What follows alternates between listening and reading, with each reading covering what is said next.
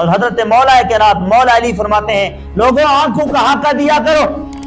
जुमला आखिरी जो अली के गुलाम बैठे मेरा प्यार से, मैंने वीर अली का नाम लिया है, शेर खुदा का नाम लिया है, और मैं आंखों का हक दिया करो। अर्ज की गई आंख का भी हक है, पर मैं समझो तो कई हुकूक है आंख के।